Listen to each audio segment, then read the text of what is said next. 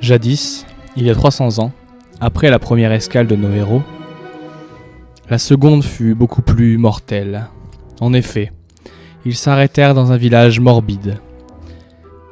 Et lorsqu'ils arrivèrent dans la place du village, ils se rendirent compte que l'endroit était non seulement désert, mais en plus de cela, les habitants étaient pâles, avaient de longues dents, avaient des yeux imbibés de sang.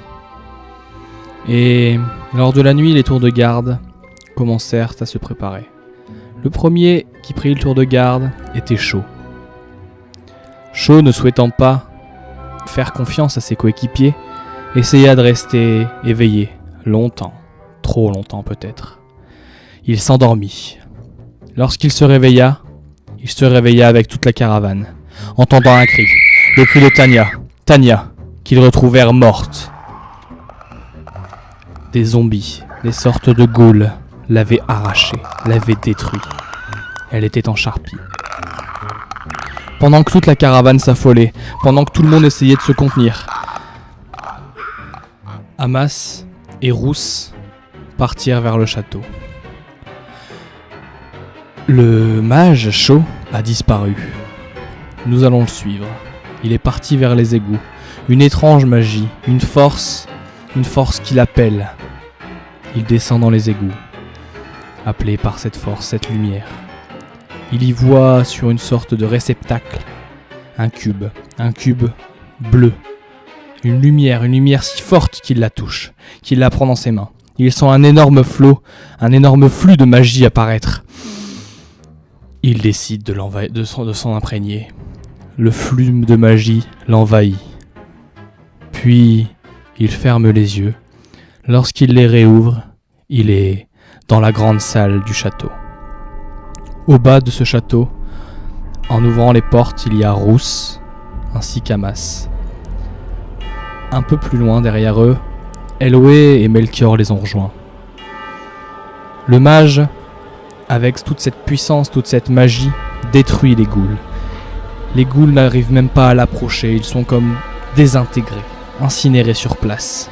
Il avance, il monte les escaliers un par un, il passe les couloirs. Il passe les couloirs comme si ses amis n'existaient même pas. Il passe un couloir et plein de ghouls sont derrière lui. Il ne les voit même pas. Il arrive dans la grande salle. Là où il y a le maître vampire, ainsi que Tanya. Qui était enfermé dans un cocon. Une sorte de cocon transparent qui la maintenait en stase.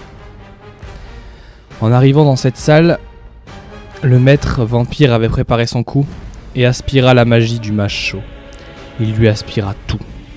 Et récupéra sa magie d'antan, sa magie d'autrefois, sa jeunesse d'autrefois.